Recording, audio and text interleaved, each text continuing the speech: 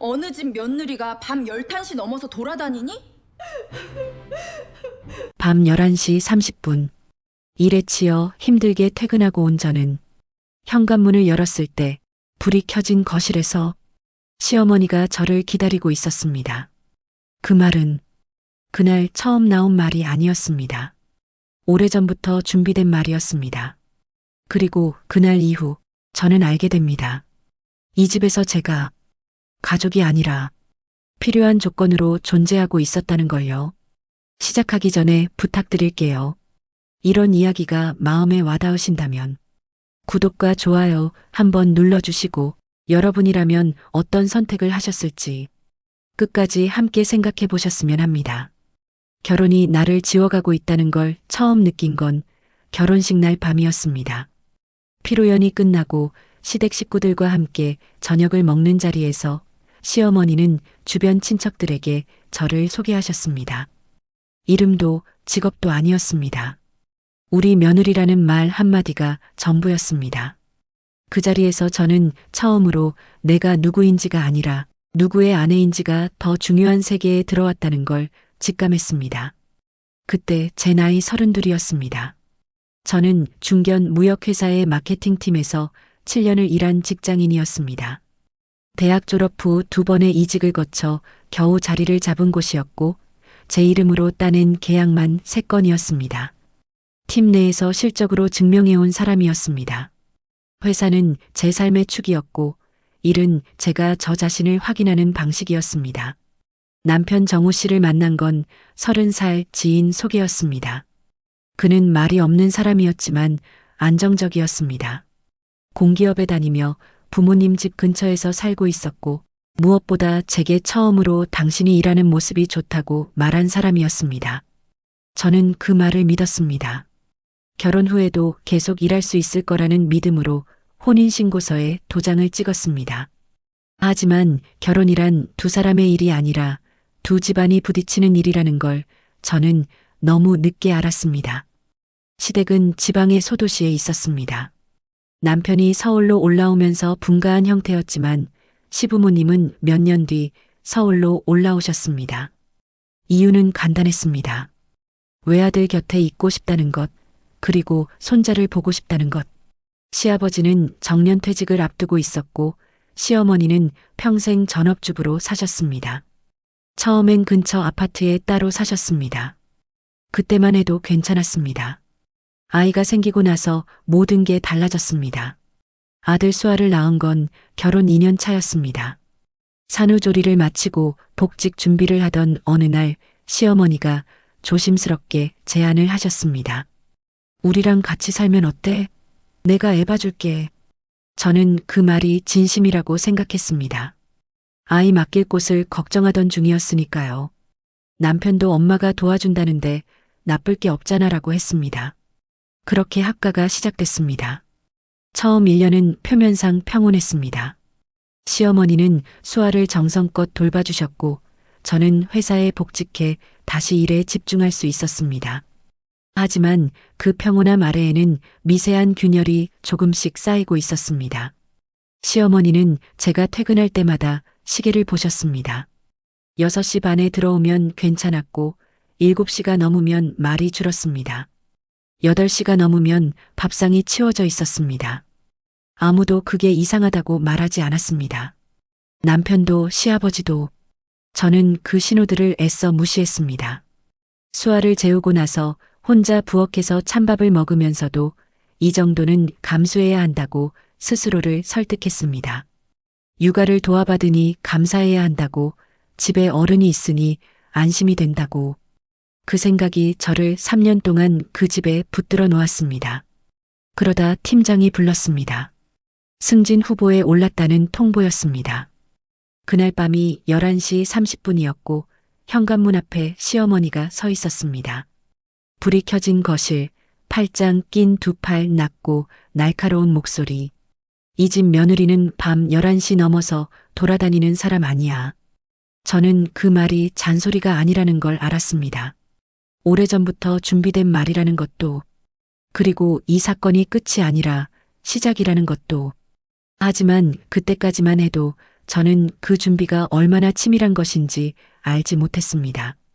시어머니가 처음부터 저를 싫어했던 건 아니었습니다. 결혼 초 그분은 오히려 저를 아끼는 것처럼 보였습니다. 명절마다 옷을 사주셨고 제 생일을 챙겨주셨으며 친정 어머니 안부를 물어보는 분이셨습니다. 남편 정우 씨도 우리 엄마가 원래 며느리한테 잘한다고 했습니다. 저는 그 말을 의심 없이 받아들였습니다. 그런데 지금 돌이켜보면 그분이 저를 대하는 방식엔 처음부터 조건이 붙어 있었습니다. 제가 회사를 일찍 퇴근하는 날, 수아를 데리고 시어머니와 장을 보는 날, 주말 내내 집안에 있는 날. 그런 날들엔 시어머니의 목소리가 부드러웠습니다. 하지만 제가 야근을 하는 날, 외부 미팅이 길어지는 날, 회사 동료들과 저녁을 먹고 돌아오는 날엔 거실 공기가 달라져 있었습니다. 말이 없어지고 눈빛이 가늘어지고 밥상이 먼저 치워졌습니다. 그건 애정이 아니라 통제였습니다. 저는 그걸 너무 늦게 깨달았습니다.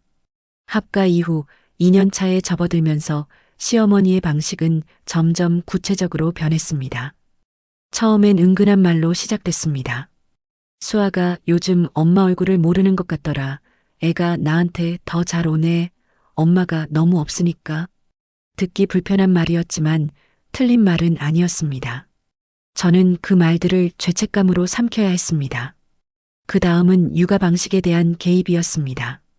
수아가 4살이 되던 해 저는 아이에게 아직 학원을 보내지 않기로 했습니다.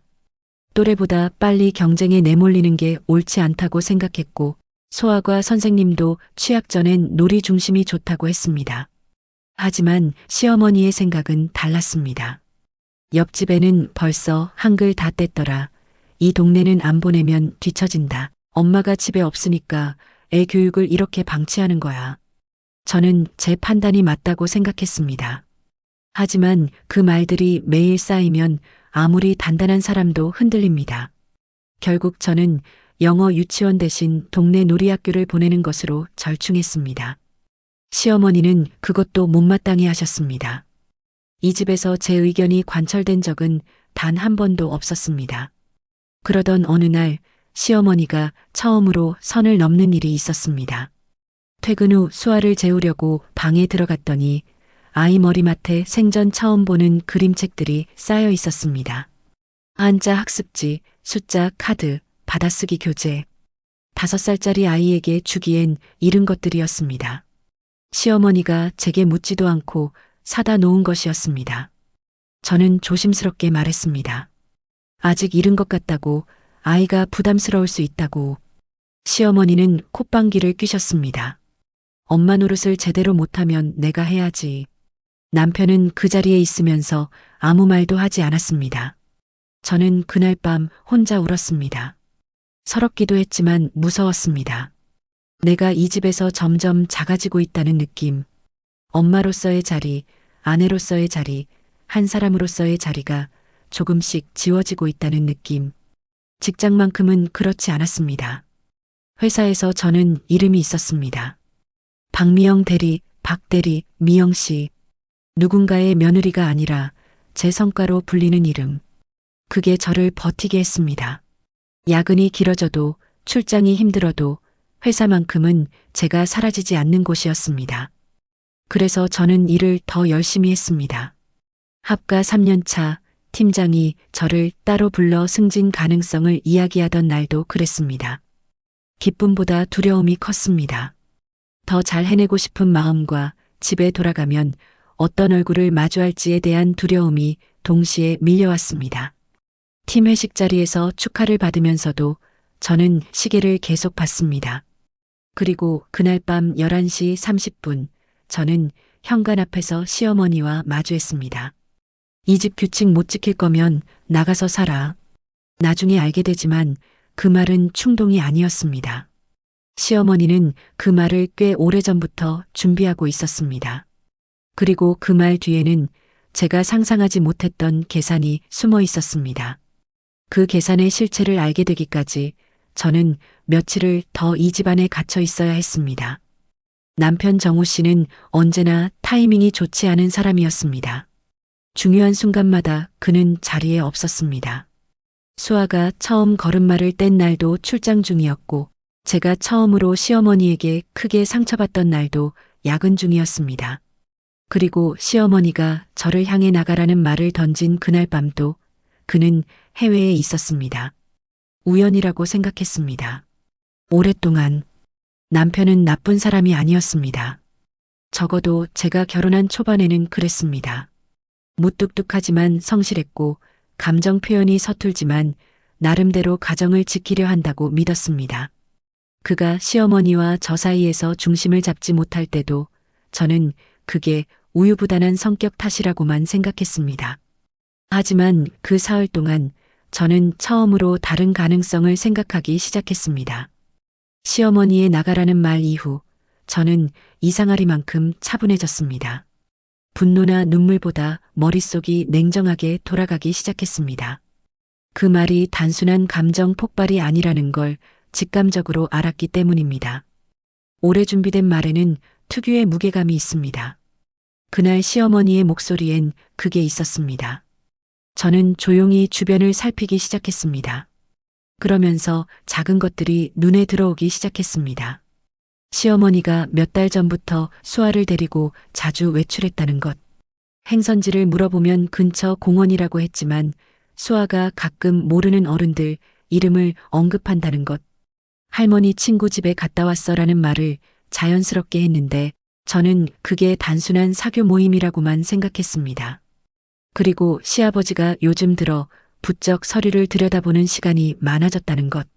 식탁 위에 올라왔다가 사라지는 서류 봉투들. 저는 그것들을 보면서도 연결하지 못했습니다. 남편이 돌아온 건 사흘 뒤 저녁이었습니다. 캐리어를 끌고 들어오는 그의 얼굴은 피곤해 보였습니다. 저는 저녁을 차려두었고 수아가 잠든 뒤 거실에 둘이 앉았습니다. 저는 천천히 이야기했습니다. 밤 11시의 현관, 시어머니의 말, 애는 두고 가라는 마지막 한마디까지 최대한 감정을 빼고 사실만 전달하려 했습니다. 남편은 말없이 들었습니다. 그 침묵이 처음엔 경청처럼 보였습니다. 그런데 이야기가 끝난 뒤에도 그는 한동안 아무 말이 없었습니다. 커피잔만 천천히 돌리다가 꺼낸 첫 마디가 저를 얼어붙게 만들었습니다. 엄마가 틀린 말은 아니잖아. 저는 그 말을 듣는 순간 3년치 기억이 한꺼번에 재생됐습니다. 시어머니가 제 육아 방식을 비난할 때 침묵했던 남편, 밥상이 치워진 부엌에서 혼자 밥을 먹는 저를 못 본 척했던 남편, 시어머니가 수아 교재를 사다 놓던 날 아무 말도 하지 않던 남편. 그는 항상 거기 있었습니다. 그리고 항상 침묵했습니다. 그 침묵은 중립이 아니었습니다. 방관도 아니었습니다. 그것은 선택이었습니다. 저는 그날 밤 잠을 이루지 못하고 거실에 나와 앉았습니다. 새벽 2시, 집안은 조용했고 저는 무언가에 이끌리듯 남편의 외투 주머니에 놓인 휴대폰을 손에 들었습니다. 평소 같으면 절대 하지 않았을 행동이었습니다. 그런데 그날은 손이 먼저 움직였습니다. 화면을 켜자 알림창에 메시지가 떠 있었습니다. 시어머니와 나눈 문자였습니다. 내용은 길지 않았습니다. 하지만 짧은 몇 줄이 제 손을 떨리게 만들기에 충분했습니다. 이번에 확실히 정리해야 한다. 애는 내가 키운다. 알겠어, 엄마. 저는 휴대폰을 내려놓았습니다. 손이 떨렸고 심장이 빠르게 뛰었습니다. 하지만 이상하게도 눈물은 나지 않았습니다. 정리. 그 단어가 머릿속에서 떠나지 않았습니다. 무엇을 정리한다는 걸까? 상황을? 관계를? 아니면 저를? 그리고 애는 내가 키운다는 말. 그건 단순한 할머니의 애착이 아니었습니다. 그 말 뒤에는 무언가 구체적인 계획이 있다는 느낌이 강하게 들었습니다. 저는 그날부터 잠을 줄이고 생각을 늘렸습니다. 이 집에서 일어나는 일들을 처음부터 다시 떠올렸습니다. 시어머니의 말투 변화, 시아버지의 서류들, 남편의 침묵, 수아를 데리고 나가는 외출들, 조각조각 흩어져 있던 것들이 하나의 윤곽으로 모이기 시작했습니다. 아직 전체 그림은 보이지 않았습니다. 하지만 이것만큼은 확실했습니다. 이 집에서 벌어지는 일은 며느리의 귀가 시간 문제가 아니었습니다. 그리고 저는 이 집에서 가족이 아니라 무언가의 수단으로 존재하고 있었습니다. 그 무언가의 정체를 알게 되기까지 단 며칠이 걸리지 않았습니다. 진실은 항상 예상치 못한 방식으로 드러납니다. 저는 거창한 방법으로 무언가를 파헤친 게 아니었습니다. 그저 눈을 뜨고 보이는 것들을 있는 그대로 보기 시작했을 뿐입니다. 3년 동안 애써 외면했던 것들을 더 이상 외면하지 않기로 했을 뿐입니다. 시아버지는 평소에 말이 없는 분이었습니다. 시어머니가 집안의 공기를 만드는 사람이라면 시아버지는 그 공기 속에서 조용히 존재하는 사람이었습니다. 식사 때 숟가락 소리만 내다가 밥을 드시고 뉴스를 보다가 방으로 들어가셨습니다. 저를 직접적으로 구박한 적은 없었습니다. 그래서 저는 그분을 중립적인 사람이라고 생각했습니다. 그게 첫 번째 오판이었습니다. 남편이 돌아온 지 나흘째 되던 날 아침이었습니다. 시어머니는 외출 중이었고 남편은 출근한 뒤였습니다. 수아를 놀이학교에 보내고 집에 돌아오니 시아버지 혼자 거실에 앉아 계셨습니다. 그분은 제가 들어서는 것을 보더니 잠시 망설이다가 말씀하셨습니다. 앉아봐. 그 한마디가 평소와 달랐습니다. 목소리에 무게가 실려 있었습니다. 저는 소파 맞은편에 앉았습니다. 시아버지는 탁자 위에 서류 봉투 하나를 올려놓으셨습니다. 두툼한 봉투였습니다. 저는 그게 무엇인지 물어보지 않았습니다. 직감적으로 쉽게 물어봐선 안 될 것 같다는 느낌이 들었습니다. 시아버지가 봉투를 천천히 열었습니다. 나온 것은 부동산 등기부 등본이었습니다. 그리고 그 옆에 함께 놓인 얇은 문서 한 장. 저는 두 서류를 천천히 읽었습니다. 읽는데 오래 걸리지 않았습니다. 하지만 이해하는 데는 한참이 걸렸습니다. 이 집이 위치한 구역은 재개발 예정 지역으로 지정되어 있었습니다. 고시 날짜는 8개월 전이었습니다. 저는 그 사실을 전혀 몰랐습니다. 남편도 시어머니도 아무도 제게 말하지 않았습니다. 아파트 가격이 최근 들어 갑자기 오른 것도, 동네에 측량 차량이 자주 보이던 것도 이제서야 연결됐습니다. 그리고 소유권 이전 관련 문서에 적힌 조건, 실거주 가족 구성원 유지 확인, 재개발 조합에서 보상금 산정 기준으로 실거주 가족 수를 따지고 있었습니다. 거주 인원이 많을수록, 그리고 가족 구성이 안정적일수록 보상 조건이 유리해지는 구조였습니다. 며느리와 손자가 함께 거주하는 사이인 가족이 유지되어야 최대 보상을 받을 수 있었습니다. 저는 서류에서 눈을 떼지 못했습니다. 3년이었습니다.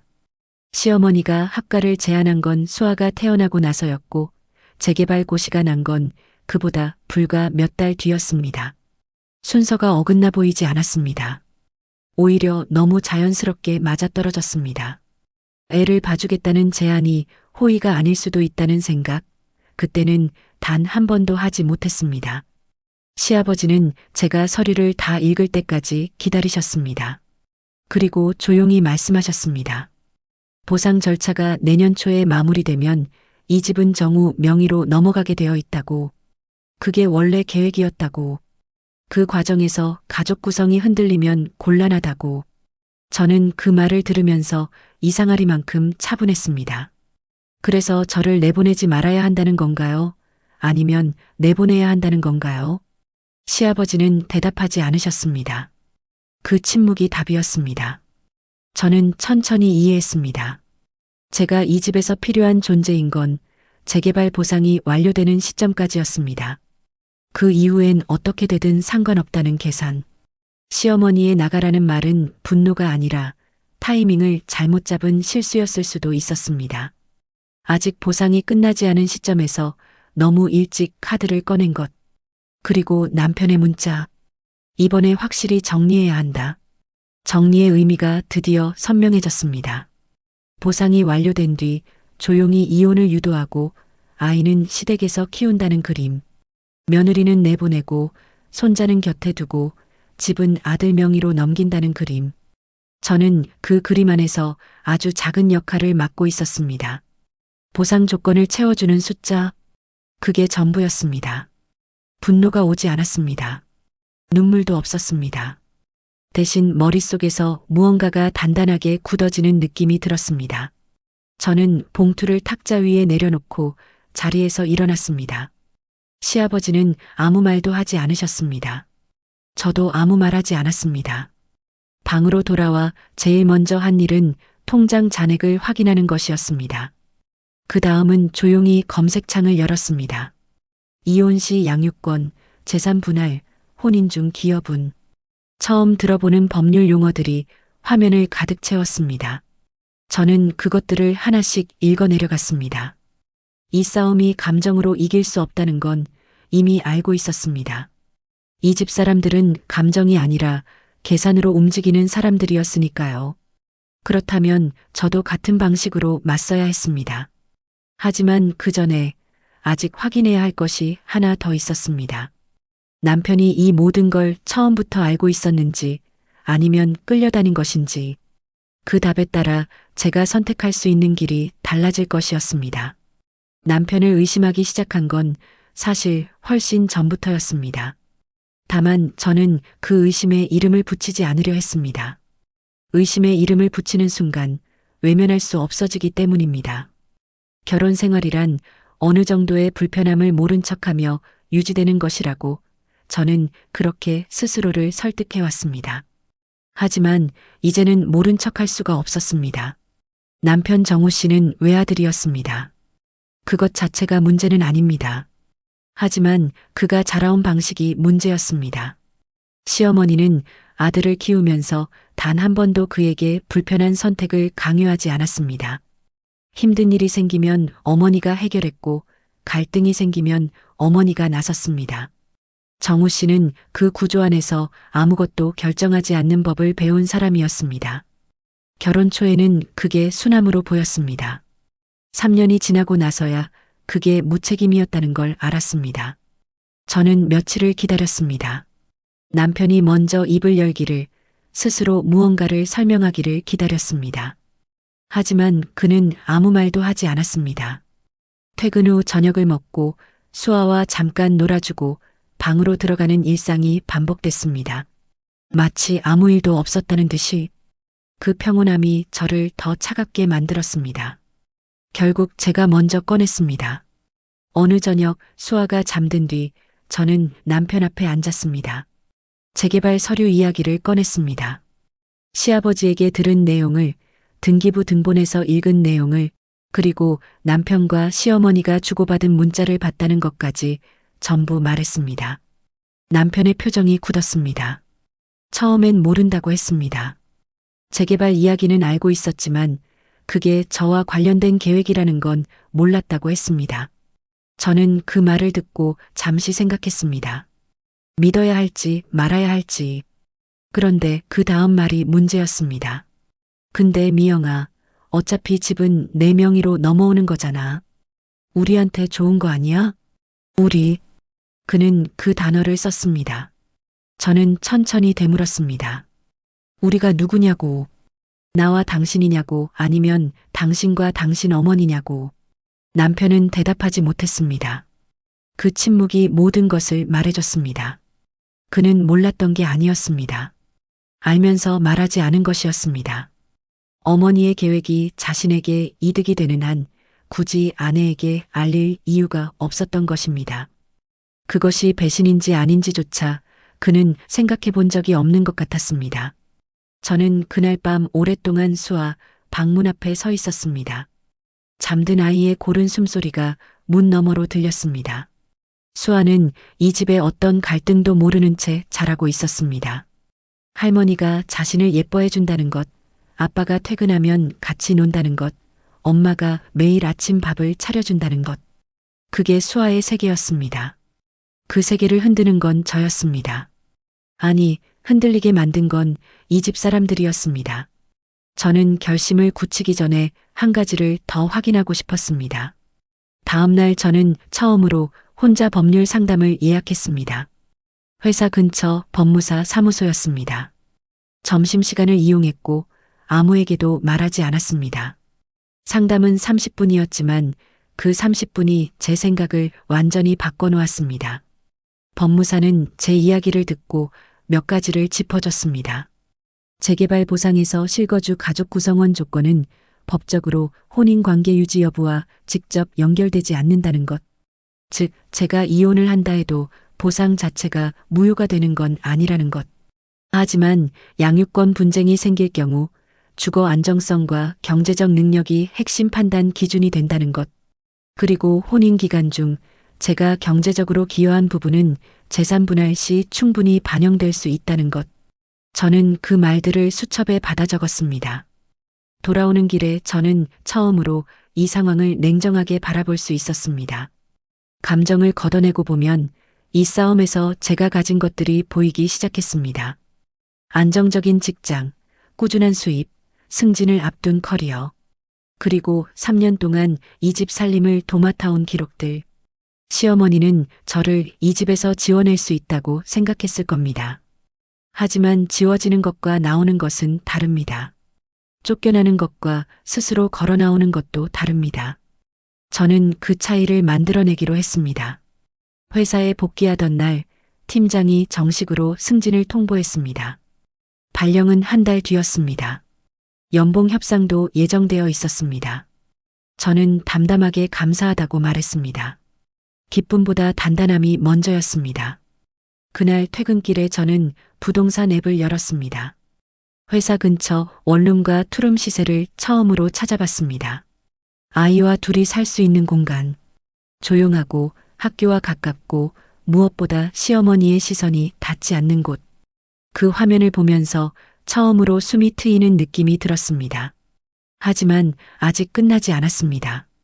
제가 움직이기 시작했다는 걸 눈치챈 사람이 있었습니다. 그리고 그 사람은 제가 생각한 것보다 훨씬 빠르게 다음 수를 두기 시작했습니다. 눈치 빠른 사람은 시어머니였습니다. 그분은 제가 달라졌다는 걸 말보다 먼저 몸으로 느끼는 분이었습니다. 제가 법률 상담을 다녀온 다음 날부터 집안 공기가 미묘하게 변했습니다. 시어머니의 태도가 갑자기 부드러워진 것입니다. 차갑게 굳어있던 얼굴이 풀렸고 며칠 만에 처음으로 저를 보며 말을 거셨습니다. 미영아, 저녁 뭐 먹고 싶어? 그 한마디가 오히려 섬뜩했습니다. 폭풍 전야의 고요함이란 이런 것이구나 싶었습니다. 저는 아무렇지 않은 척 대답했습니다. 된장찌개면 좋겠다고. 시어머니는 고개를 끄덕이며 부엌으로 들어가셨습니다. 그날 저녁 밥상은 오랜만에 반찬이 가득했습니다. 남편도 달라졌습니다. 퇴근 후 수아와 놀아주는 시간이 길어졌고 주말엔 가족이 함께 나가자고 먼저 제안했습니다. 오랜만에 셋이 근처 공원을 걸었습니다. 수아는 신이 나서 뛰어다녔고 남편은 제 옆에서 조용히 걸었습니다. 어색했습니다. 억지로 깨맞춘 그림 같았습니다. 집으로 돌아오는 길에 남편이 말했습니다. 우리 잘해보자. 저는 그 말의 무게를 쟀습니다.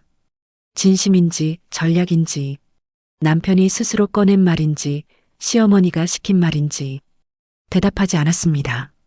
그로부터 며칠 뒤 시어머니가 저를 따로 불렀습니다. 수아가 놀이학교에 가 있는 오전이었습니다. 시아버지도 외출 중이었고 남편은 출근한 뒤였습니다. 둘만 남은 거실에서 시어머니는 소파에 앉아 차를 한 잔 내미셨습니다. 저는 그 찻잔을 받으면서 생각했습니다. 이 자리가 무엇을 위한 자리인지. 시어머니는 천천히 말을 꺼내셨습니다. 그날 밤 일은 자신이 너무 심했다고 화가 나서 한 말이라고 하셨습니다. 며느리한테 나가라는 말을 한 건 잘못이었다고. 목소리는 낮고 차분했습니다. 사과처럼 들리도록 설계된 말이었습니다. 하지만 끝이 달랐습니다. 그래도 미영이 내가 좀 더 집을 중심으로 생각해줬으면 해. 승진도 좋은데 가정이 먼저잖아. 저는 찻잔을 내려놓았습니다. 사과가 아니었습니다. 방향을 바꾼 설득이었습니다. 윽박지르는 대신 달래는 방식으로, 하지만 요구하는 것은 똑같았습니다. 직장을 포기하고 집에 머물고 이 구조 안에 순응하라는 것. 저는 조용히 말했습니다. 생각해보겠다고. 그게 제가 할 수 있는 가장 중립적인 대답이었습니다. 시어머니는 만족스러운 표정으로 차를 드셨습니다. 저는 방으로 들어와 수첩을 꺼냈습니다. 그 대화 내용을 날짜와 함께 받아 적었습니다. 그 무렵부터 저는 기록을 시작했습니다. 시어머니가 하는 말, 남편이 하는 말, 날짜와 시간. 직접적인 발언뿐 아니라 분위기와 맥락까지. 법무사가 말했습니다. 양육권 분쟁에서 일상의 기록이 생각보다 큰 역할을 한다고. 일기장 한 권을 새로 샀습니다. 겉표지는 평범한 가계부처럼 생긴 것으로 골랐습니다. 그리고 또 한 가지를 준비했습니다. 친정 어머니에게 전화를 걸었습니다. 오랜만이었습니다. 결혼 후 저는 의도적으로 친정과 거리를 뒀습니다. 시어머니가 친정 왕래를 달가워하지 않으셨고 저는 그 눈치를 보느라 어머니께 자주 연락하지 못했습니다. 전화를 걸면서 새삼 그 사실이 서러웠습니다. 어머니는 목소리만 듣고도 아셨습니다. 무슨 일 있어? 저는 전부 말하지 않았습니다. 아직은 때가 아니었습니다. 그냥 보고 싶다고 수아 데리고 주말에 가도 되냐고만 했습니다. 어머니는 잠시 침묵하다가 물론이라고 하셨습니다. 목소리가 촉촉하게 젖어 있었습니다. 주말에 수아를 데리고 친정에 다녀왔습니다. 시어머니는 내색하지 않으셨지만 저녁에 돌아왔을 때 밥상이 치워져 있었습니다. 저는 아무 말하지 않고 직접 밥을 지었습니다. 그 행동 하나가 전과 달랐습니다. 예전에 저라면 눈치를 봤을 것입니다. 그날의 저는 보지 않았습니다. 그 즈음 회사에서 예상치 못한 소식이 하나 더 들어왔습니다. 발령 부서가 확정됐는데 본사 전략 기획팀이었습니다. 회사 안에서도 핵심 부서로 꼽히는 곳이었습니다. 팀장은 저를 불러 축하한다고 했고 동료들도 부러워했습니다. 저는 감사하다고 말하면서 속으로 한 가지를 계산했습니다. 연봉이 오르면 독립 자금이 빨리 모인다는 것. 그 무렵부터 저는 두 가지 삶을 동시에 살았습니다. 집안에서는 평온한 며느리, 직장에서는 승진한 직장인, 그리고 아무도 모르는 시간에는 조용히 탈출을 준비하는 사람. 하지만 그 준비가 생각보다 빨리 들킬 뻔했습니다.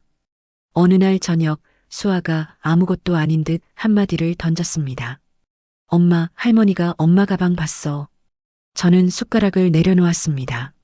뭐라고? 엄마 방에서 가방 열어봤어. 나한테 말하지 말라고 했는데 7살 아이는 비밀을 오래 간직하지 못합니다. 그 말이 고마웠습니다. 동시에 등골이 서늘해졌습니다. 가방 안에는 수첩이 있었습니다. 기록이 담긴 수첩. 저는 즉시 확인했습니다. 수첩은 있었습니다. 하지만 위치가 조금 달랐습니다. 분명히 가장 아래에 넣어뒀는데 위쪽으로 올라와 있었습니다. 누군가 꺼냈다가 다시 넣은 것이었습니다. 시어머니가 그 내용을 봤는지는 알 수 없었습니다. 하지만 더 이상 이 집에서 안전한 공간은 없다는 걸 알았습니다. 저는 그날 밤 수첩을 회사 서랍으로 옮겼습니다. 그리고 한 가지를 더 결심했습니다. 시간을 더 끌면 안 된다는 것을. 이 집 사람들은 저보다 먼저 움직이는 사람들이었습니다. 그렇다면 저는 그들이 예상하지 못한 방식으로, 예상하지 못한 타이밍에 움직여야 했습니다. 그 타이밍이 언제인지 저는 이미 생각해두고 있었습니다. 준비란 소리 없이 하는 것입니다. 저는 그 사실을 이 집에서 배웠습니다. 시어머니가 저를 상대로 몇 년에 걸쳐 준비한 것들을 저는 단 몇 주 만에 따라잡아야 했습니다. 늦은 만큼 더 빠르게, 하지만 더 조용하게 움직여야 했습니다. 가장 먼저 한 것은 돈이었습니다. 결혼 후 저는 월급의 상당 부분을 공동생활비 통장으로 넣어왔습니다. 남편 명의의 통장이었습니다. 남은 금액은 제 명의 통장에 남겨뒀지만 큰 지출이 있을 때마다 거기서 꺼내 쓰는 일이 반복됐습니다. 수아 병원비, 집 수리비, 시부모님 생신 선물까지 7년치 월급이 어디로 흘러갔는지 따져보면 허탈할 것 같아서 저는 그 계산을 일부러 하지 않았습니다. 하지만 이제는 해야 했습니다. 저는 퇴근 후 혼자 카페에 앉아 통장 내역을 처음부터 훑었습니다. 결혼 초부터 최근까지 7년치 입출금 기록. 생각보다 많이 나가 있었습니다. 동시에 생각보다 남아있는 금액도 있었습니다. 제가 워낙 씀씀이가 크지 않은 편이었고 승진 전에도 꾸준히 일정 금액을 따로 모아온 덕이었습니다. 당장 아이와 둘이서 독립할 수 있는 금액이었습니다. 넉넉하진 않았지만 불가능하지도 않았습니다. 두 번째로 한 것은 집을 구하는 것이었습니다. 회사 근처 초등학교 배정구역 안 보증금과 월세가 제 예산 안에 들어오는 곳. 조건은 단순했습니다.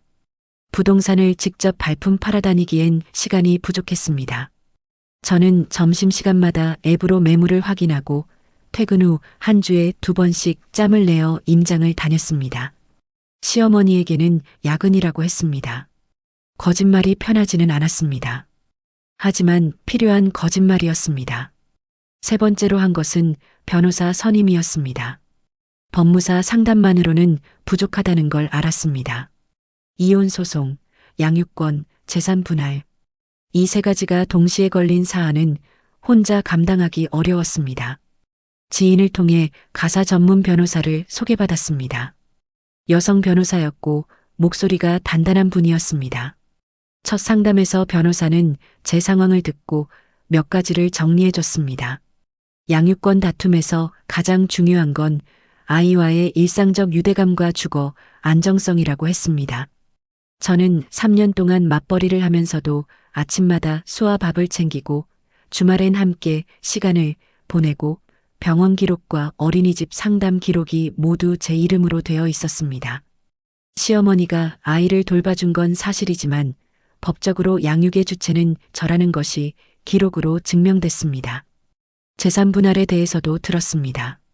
재개발 보상금은 시아버지 명의 자산에서 나오는 것이므로 원칙적으로 부부 공동 재산이 아니었습니다. 하지만 혼인 기간 중 제가 생활비와 주거 유지에 기여한 부분은 별도로 청구할 수 있었습니다. 변호사는 제가 가져온 통장 내역을 보더니 기여분 산정이 충분히 가능하다고 했습니다. 저는 그 말을 들으면서 처음으로 이 싸움이 이길 수 있는 싸움이라는 걸 느꼈습니다. 그 무렵 시어머니는 전혀 다른 방향에서 압박을 가해왔습니다. 수아였습니다. 어느 날 저녁 시어머니가 수아를 무릎에 앉혀놓고 이야기를 나누는 장면을 목격했습니다. 목소리가 낮았고 수아는 진지한 표정으로 듣고 있었습니다. 제가 들어서자 두 사람 모두 말을 멈췄습니다. 시어머니는 자연스럽게 화제를 바꾸셨지만 수아의 표정이 달랐습니다. 그날 밤 수아가 잠들기 전에 조심스럽게 물었습니다. 엄마, 우리 이 집에서 계속 살아? 7살 아이가 할 말이 아니었습니다. 저는 가슴이 내려앉았습니다. 아이에게 무슨 말을 했는지는 알 수 없었습니다. 하지만 이 집 사람들이 아이를 이용하기 시작했다는 건 분명했습니다. 아이의 불안을 심어서 제가 쉽게 움직이지 못하도록 만들려는 것이었습니다. 그건 선을 넘은 것이었습니다. 저는 그날 밤 수아를 꼭 안고 말했습니다. 엄마가 어디를 가든 수아랑 함께 간다고. 걱정하지 말라고. 수아는 잠시 생각하더니 고개를 끄덕이고 잠들었습니다. 그 작은 고개 끄덕임이 저를 다시 단단하게 만들었습니다. 다음 날 저는 변호사에게 연락해 일정을 앞당겨달라고 했습니다. 원래는 집을 먼저 구한 뒤 이혼 조정 신청서를 내려고 했습니다. 하지만 상황이 달라졌습니다. 시어머니가 아이를 건드리기 시작한 이상 더 기다리는 건 오히려 위험했습니다. 변호사는 이해한다고 했습니다. 서류 준비에 속도를 붙이기로 했습니다. 집도 빠르게 결정했습니다. 회사에서 지하철로 2정거장 거리, 수아가 다니게 될 초등학교 배정구역 안, 햇볕이 잘 드는 2층 투룸. 보증금은 모아둔 돈의 절반이었고 월세는 승진 후 연봉으로 충분히 감당할 수 있었습니다. 계약서에 도장을 찍는 손이 떨렸지만 멈추지 않았습니다. 부동산 중개사는 이사는 언제 하실 거냐고 물었습니다. 저는 잠깐 생각했습니다. 3주 뒤라고 했습니다. 그 3주 동안 저는 이 집에서 아무것도 달라지지 않은 사람처럼 살았습니다. 아침을 차리고 수아를 등원시키고 출근하고 퇴근하고 저녁을 먹고 잠들었습니다. 시어머니와 눈을 마주치면 평소처럼 웃었습니다. 남편이 말을 걸면 짧게 대답했습니다. 아무도 몰랐습니다. 3주 후에 무슨 일이 일어날지를. 그런데 예상하지 못한 일이 하나 생겼습니다. 이사 나흘 전 남편이 저를 따로 불러 앉혔습니다. 표정이 평소와 달랐습니다. 무언가를 알고 있는 사람의 얼굴이었습니다. 미영아, 나한테 할 말 없어? 저는 그 눈을 바라봤습니다. 남편이 무엇을 알고 있는지, 누구에게 들었는지, 그리고 이 질문이 진심인지 전략인지를 저는 단 몇 초 만에 판단해야 했습니다. 남편의 눈빛은 제가 본 적 없는 것이었습니다. 평소에 정우 씨는 감정을 잘 드러내지 않는 사람이었습니다. 기쁠 때도 담담했고 화가 날 때도 말이 줄어드는 방식으로 표현했습니다. 그런 사람이 저를 똑바로 바라보며 뭔가를 알고 있다는 눈빛을 하고 있었습니다. 그게 오히려 낯설었습니다. 저는 잠시 침묵했습니다. 선택지는 두 가지였습니다. 모른 척하고 넘어가거나 먼저 꺼내거나. 저는 후자를 택했습니다. 어차피 나흘 뒤면 모든 게 드러날 일이었습니다. 숨기는데 에너지를 쓸 이유가 없었습니다. 이사 계획을 세웠다고 말했습니다. 집을 구했다고, 수아와 함께 나갈 거라고. 짧고 명확하게. 남편은 한동안 말이 없었습니다. 예상했던 반응은 분노이거나 당황이었습니다. 하지만 그는 두 가지 모두 아니었습니다. 오히려 무언가를 내려놓은 사람처럼 긴 숨을 내쉬었습니다. 그 한숨 속에 무엇이 담겨 있는지 저는 읽을 수가 없었습니다. 엄마한테 말하면 안 되겠지. 그게 그날 밤 남편이 한 말의 전부였습니다. 저는 그 말이 무슨 의미인지 곱씹었습니다. 맞겠다는 건지, 묵인하겠다는 건지, 아니면 그저 어머니의 반응이 두렵다는 건지 명확하지 않았습니다. 하지만 그 말 안에는 분명히 무언가가 있었습니다. 10년을 같이 산 사람의 목소리에서 느껴지는 것들이 있었습니다. 피로함이었습니다. 저만 지친 게 아니었구나 싶었습니다. 하지만 그 생각은 오래가지 않았습니다. 그가 지쳐 있다는 사실이 그가 해온 선택들을 정당화하지는 않았으니까요. 지쳐 있으면서도 침묵을 선택한 건 결국 그 자신의 결정이었습니다. 저는 방으로 돌아와 잠을 청했습니다. 다음 날 아침은 평소와 다를 것이 없었습니다. 수아 아침밥을 차리고 등원 준비를 도왔습니다. 시어머니는 부엌에서 국을 끓이고 계셨고 시아버지는 신문을 보고 계셨습니다. 남편은 출근 준비를 했습니다. 아무도 어젯밤 이야기를 꺼내지 않았습니다. 저는 그 평범한 아침 풍경을 유난히 또렷하게 기억했습니다. 이 집에서 보내는 마지막 평범한 아침이 될 것 같다는 예감이 들었기 때문입니다. 이사 이틀 전이었습니다. 변호사로부터 연락이 왔습니다. 이혼 조정 신청서 초안이 완성됐다고 검토 후 서명하면 된다고 했습니다. 저는 점심시간에 사무소에 들러 서류를 검토했습니다. 양육권은 저, 친권도 저, 재산분할 청구 항목이 조목조목 정리되어 있었습니다. 변호사는 충분히 싸워볼 수 있는 구성이라고 했습니다. 도장을 찍는 손이 떨리지 않았습니다. 3주 전 집 계약서에 도장 찍을 때와 달랐습니다. 이미 결심이 완전히 굳어 있었기 때문입니다. 결심이 흔들릴 때 손이 떨리는 법입니다. 더 이상 흔들림이 없었습니다. 그날 저녁 집에 돌아오니 거실 분위기가 이상했습니다. 시어머니가 소파에 앉아 계셨는데 표정이 굳어 있었습니다. 시아버지는 자리를 피해 방에 들어가 계셨고 남편은 보이지 않았습니다.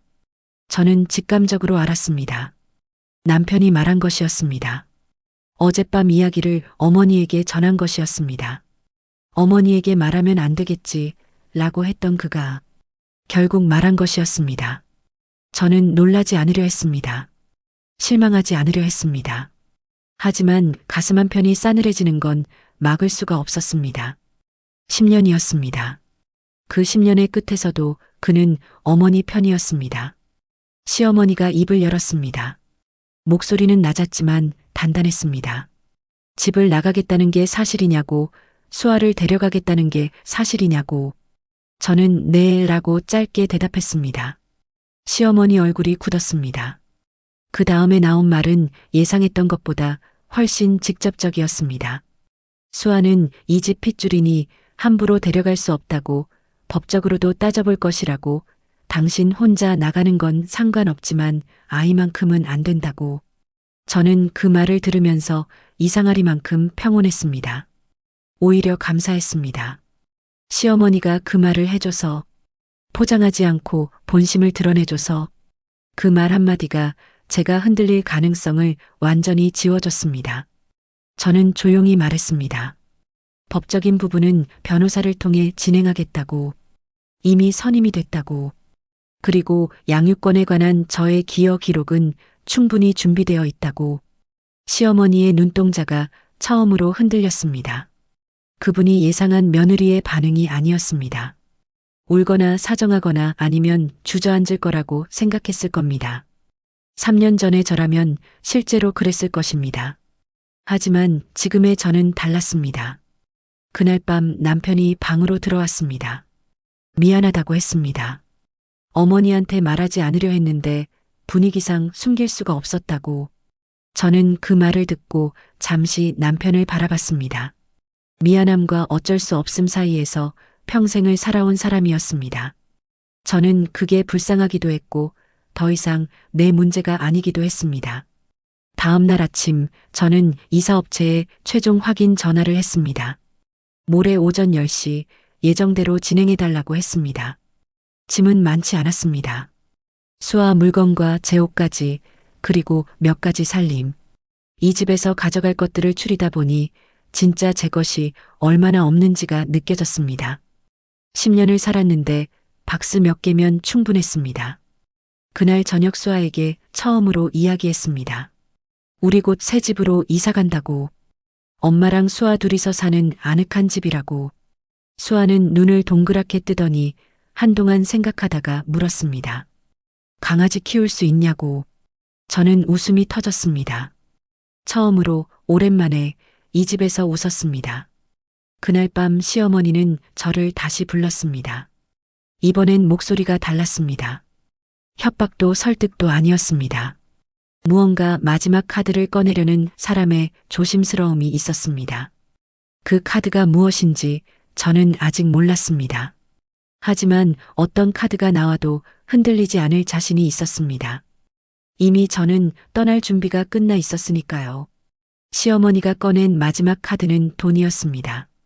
생각해보면 당연한 수순이었습니다. 감정으로 안 되고 설득으로 안 되고 협박으로도 안 되자 결국 가장 원초적인 것을 꺼낸 것이었습니다. 그분은 소파에 앉아 봉투 하나를 내밀었습니다. 두툼한 봉투였습니다.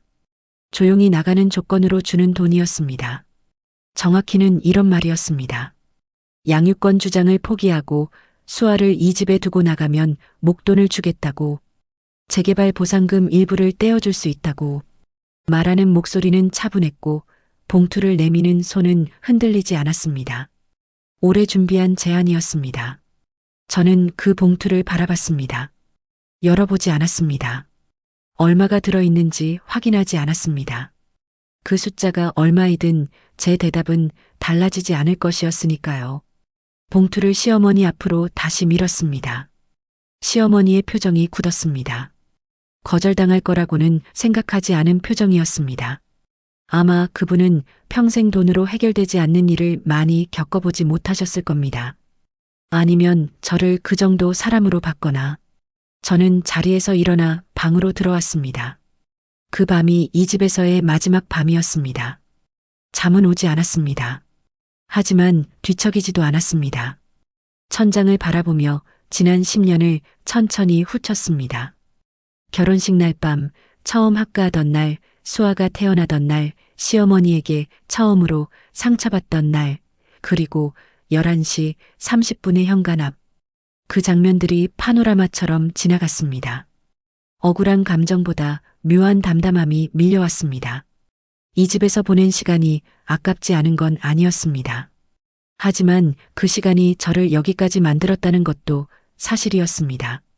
쫓겨날 뻔한 며느리가 아니라 스스로 걸어 나오는 사람으로 만들었다는 것이 이사 당일 아침이 밝았습니다. 저는 평소처럼 일어나 수아 아침밥을 차렸습니다. 시어머니는 방에서 나오지 않으셨습니다. 시아버지는 거실에 앉아 계셨지만 아무 말씀이 없으셨습니다. 남편은 어젯밤 늦게 들어와 소파에서 잠든 것 같았습니다. 수아는 신이 나 있었습니다. 새집 간다고 강아지 키울 수 있냐고 어젯밤부터 계속 물어보던 아이였습니다. 아침밥을 먹으면서도 새집방이 크냐고 창문이 있냐고 엘리베이터 있냐고 물었습니다. 저는 하나씩 대답해 줬습니다. 그 대화가 이 무거운 아침을 버티게 해줬습니다. 이사업체가 오전 10시에 도착했습니다. 박스를 나르는 사람들이 현관을 드나드는 동안 시어머니가 방문을 열고 나오셨습니다. 인부들을 보더니 잠시 굳은 얼굴로 서 계셨습니다. 저는 그 시선을 느끼면서도 고개를 돌리지 않았습니다. 할 일이 있었고 그 일에 집중했습니다. 박스가 생각보다 적었습니다. 수아 옷가지와 장난감, 제 옷과 서류들, 그리고 주방에서 제가 직접 장만한 몇 가지 살림. 10년 살림이 박스 12개였습니다.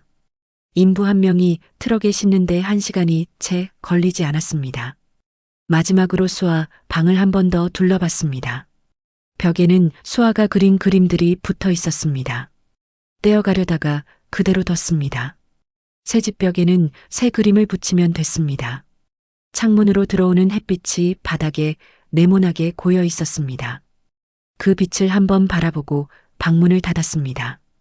현관에서 신발을 신는데 시어머니가 다가오셨습니다. 목소리는 낮았고 주변이 조용해서 잘 들렸습니다. 후회할 거다. 저는 신발끈을 매면서 그 말을 들었습니다. 묘하게 익숙한 말이었습니다.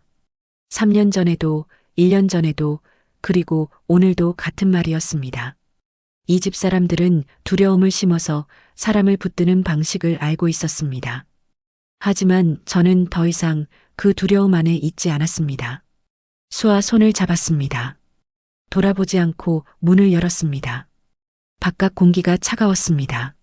3월의 아침이었고 햇살은 있었지만 바람이 있었습니다. 수아가 찬 바람에 눈을 찡그리며 제 손을 꽉 쥐었습니다. 저는 그 작은 손의 온기를 느끼며 걸었습니다. 엘리베이터를 기다리는 동안 남편이 현관 앞에 서 있는 게 보였습니다. 뭔가를 말하려는 것 같았습니다. 하지만 끝내 아무 말도 하지 않았습니다. 그게 그다웠습니다. 말해야 할 순간에 침묵하는 사람. 저는 그 모습을 마지막으로 눈에 담고 엘리베이터에 올라탔습니다. 문이 닫혔습니다. 수아가 올려다보며 물었습니다. 엄마 눈물 나요? 저는 고개를 저었습니다. 수아는 그래도 손을 더 꽉 쥐었습니다. 7살 아이가 어른보다 더 많은 것을 알고 있었습니다. 새 집은 2층이었습니다.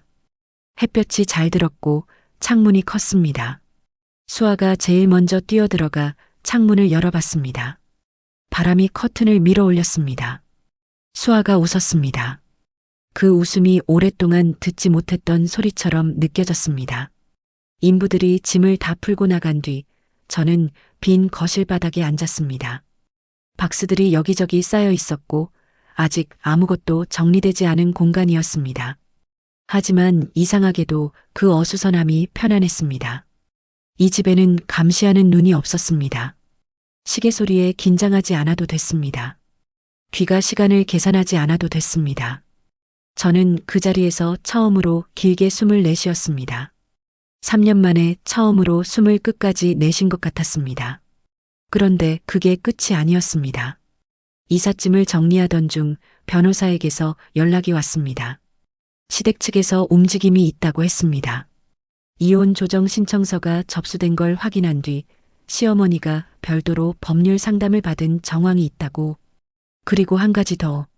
시어머니가 수아의 친권을 주장할 근거로 무언가를 준비하고 있다는 것이었습니다. 저는 전화를 끊고 잠시 눈을 감았습니다. 싸움은 아직 끝나지 않았습니다. 오히려 본격적으로 시작되는 것이었습니다. 하지만 두렵지 않았습니다. 이미 이 집에서 나온 사람이었습니다. 이미 수아 손을 잡고 걸어 나온 사람이었습니다. 무너지는 건 뒤에 남겨진 것들이었습니다. 저는 일어나 박스를 열기 시작했습니다. 새 집을 정리해야 했습니다. 수아가 곧 배가 고프다고 할 것이었습니다. 저녁을 차려야 했습니다. 그리고 내일부터는 싸워야 했습니다. 제대로 끝까지. 싸움은 예상보다 길었습니다. 하지만 예상보다 명확했습니다. 시어머니가 준비한 카드는 결국 세 가지였습니다. 첫째, 맞벌이로 인한 저의 양육 공백. 둘째, 수아가 태어난 이후 실질적인 돌봄을 시어머니가 담당했다는 것. 셋째, 경제적으로 불안정한 독립가구보다 안정된 시댁 환경이 아이에게 유리하다는 것. 변호사에게 그 세 가지를 전달했을 때 변호사는 예상했다는 듯 고개를 끄덕였습니다. 충분히 반박 가능하다고 했습니다. 저는 3년치 기록을 꺼냈습니다. 수아 병원 진료 기록, 어린이집 상담 일지, 예방접종 기록, 담임 선생님과 나눈 연락 내용, 모두 제 이름으로 되어 있었습니다. 시어머니가 수아를 돌봐준 건 사실이었지만 양육의 결정과 책임은 언제나 제가 졌다는 것이 기록으로 증명됐습니다. 그리고 수첩이 있었습니다. 회사 서랍으로 옮겨두었던 그 수첩. 날짜별로 적어둔 시어머니의 발언들, 남편의 침묵들, 아이에게 건네진 말들. 변호사는 그것을 보더니 꼼꼼하게 기록했다고 했습니다. 법정에서 직접 증거로 쓰이진 않더라도 정황을 구성하는데 충분하다고 했습니다. 조정 기일은 2차례였습니다. 첫 번째 기일에 시어머니는 직접 나오지 않았습니다. 남편과 시댁 측 변호사만 나왔습니다. 남편은 제가 생각했던 것보다 훨씬 힘없어 보였습니다. 어머니의 뜻을 따르는 것인지 아니면 정말 어쩔 줄 몰라서인지 그 구분이 더 이상 중요하지 않았습니다. 저는 그를 바라보면서 오래된 감정 하나가 소리 없이 꺼지는 걸 느꼈습니다. 분노도 아니었고 슬픔도 아니었습니다. 그냥 꺼졌습니다. 긴 시간 동안 켜놓았던 무언가가. 두 번째 기일에 합의가 이루어졌습니다. 양육권과 친권 모두 저에게로 왔습니다. 시댁 측이 주장한 세 가지 근거는 제가 준비한 기록 앞에서 힘을 쓰지 못했습니다.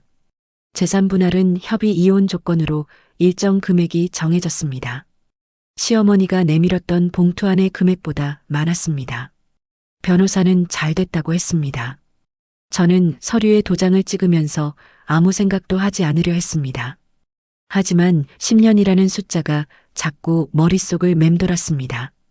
10년이 종이 몇 장으로 마무리된다는 것이 어떤 의미에서는 허망하기도 했습니다. 하지만 그 종이들이 수아와 저의 앞으로를 지켜준다는 것도 알았습니다. 그걸로 충분했습니다. 이혼이 마무리된 뒤 저는 한동안 일에 더 집중했습니다. 전략기획팀은 바빴습니다. 처음 몇 달은 적응하느라 정신이 없었고 그 바쁨이 오히려 도움이 됐습니다. 생각할 틈이 없으면 흔들릴 틈도 없었습니다. 수아는 새 집 근처 초등학교에 입학했고 처음 한 달은 낯설어 하더니 금세 친구를 사귀었습니다. 아이는 어른보다 빨리 새 환경에 뿌리를 내렸습니다. 어느 저녁 수아가 학교에서 돌아와 가방을 던져놓으며 물었습니다. 오늘 급식이 짜장밥이었는데 너무 맛있었다고 내일도 짜장밥이면 안 되냐고. 저는 급식표를 찾아보겠다고 했습니다. 수아는 그 말에 만족해서 씻으러 들어갔습니다. 그 장면이 너무 평범해서 눈물이 날 뻔했습니다. 이게 제가 원하던 것이었습니다. 거창한 것이 아니었습니다.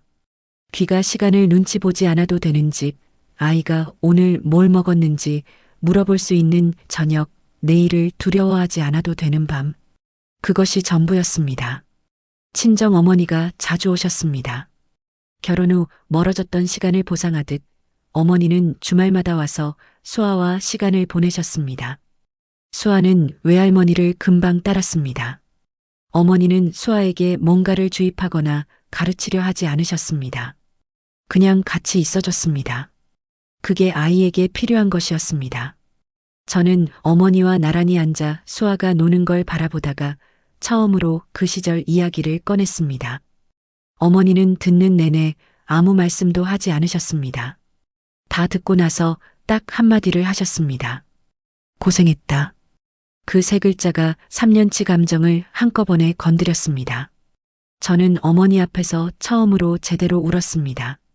이 집에서 한 번도 울지 않았던 것들이 한꺼번에 쏟아졌습니다. 어머니는 아무 말 없이 등을 두드려 주셨습니다. 오래 울었습니다. 그리고 나서 이상하게 후련했습니다. 시댁 이야기는 그 뒤로 가끔 들려왔습니다.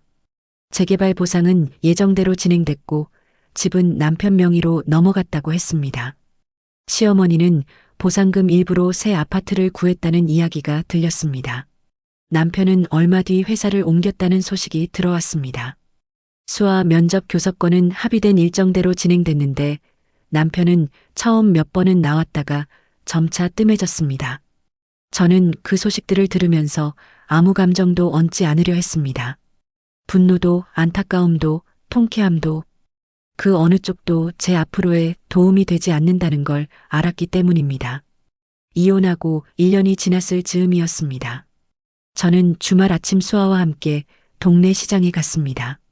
수아는 떡볶이를 사달라고 했고 저는 사줬습니다. 떡볶이를 먹으면서 걷는 수아의 옆모습을 바라봤습니다. 키가 부쩍 컸고 앞니 하나가 빠져 있었습니다. 웃으면 구멍이 보였습니다. 그 구멍이 귀여워서 또 웃었습니다. 집으로 돌아오는 길에 수아가 물었습니다. 엄마는 지금 행복하냐고. 뜬금없는 질문이었습니다. 학교에서 뭔가 배운 것 같기도 했습니다. 저는 잠깐 생각했습니다. 행복하냐고. 지금 이 순간이. 수아 손을 잡고 걷는 이 길이, 아무도 시계를 보지 않는 이 오전이, 떡볶이 국물이 손에 묻어도 아무도 눈치를 주지 않는 이 시간이, 네 라고 했습니다. 진심으로. 수아는 그 대답이 마음에 들었는지 손을 더 꽉 쥐고 앞으로 뛰어갔습니다. 저는 그 뒷모습을 바라보며 천천히 걸었습니다. 시어머니는 맞았습니다. 후회할 거라고 했으니까요. 하지만 후회한 건 제가 아니었습니다. 후회한 건 저를 숫자로 봤던 사람들이었습니다. 며느리의 자존심을 건드리면 무너질 거라고 생각했던 사람들이었습니다. 집을 지키려다 사람을 잃은 사람들이었습니다. 집은 결국 남았습니다. 사람은 떠났습니다. 그리고 저는 비로소 알게 됐습니다. 집이 사람을 지키는 것이 아니라 사람이 집을 떠날 때 무엇이 진짜 소중한지 보인다는 것을. 저에게 소중한 건 명의가 적힌 등기부 등본이 아니었습니다. 손을 꽉 쥐어주는 작은 손 하나였습니다. 그날 이후 저는 더 이상 그 집의 며느리가 아니었습니다. 저는 그냥 저였습니다. 가정을 지키기 위해 나를 조금씩 지워가는 선택, 그게 정말 맞는 걸까요? 아니면 늦더라도 나 자신을 지키는 선택이 결국 더 옳은 걸까요? 오늘 이야기가 누군가에게는 작은 용기가 되었으면 좋겠습니다. 구독과 좋아요로 함께 해주시고요. 여러분의 생각도 꼭 들려주세요. 여러분이라면 그 집을 떠나셨을까요?